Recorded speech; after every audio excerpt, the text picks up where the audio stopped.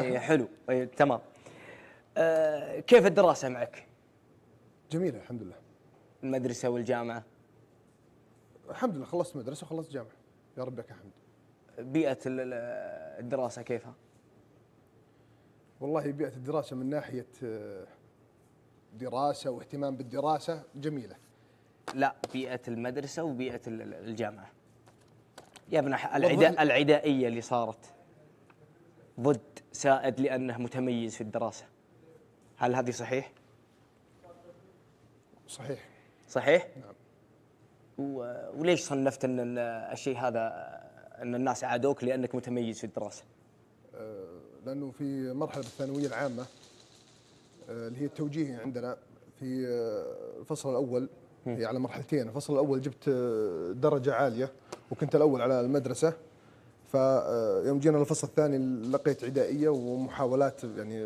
وش هدفهم العدائية سائد؟ ما هم ماخذين درجاتك، ما راح يستفيد شيء من العدائية هذه، وش ممكن تصنفها؟ ما أدري، لكن صراحة يعني لقيت عدائية كبيرة إنه خلاص سائد ما يصلح إنه يكون الأول، أو يكون إنه مثلا يعني تفوق سائد كان غالب ودراسة سائد وكان سائد يهتم، فكانوا مزعوجين من الأمر هذا. وتعرف يعني بعض الأحيان يقول لك العين ما تحب الأرجح منه. صحيح، بس إن أنت ليش صنفت الشيء هذا أن عادوني لأني متميز؟ دائما أنا ما متميز صنفت، أنت محبوب. اللي جايب المعلومة بداية، أنت اللي جايب المعلومة. أنا صراحة ما صنفت ولا ودي إني أسولف بالموضوع هذا، بس لأنك فتحته على البث مشان ما يعني يؤخذ الموضوع بشكل ثاني. حلو. أعطيتك الجواب. زين. هل ممكن، معليش أنا بس قهرتني العدائية اللي ليش شخص متميز تجي عدائية؟ لها تصنيفين، إما ما كان ممكن أخلص. تفضل.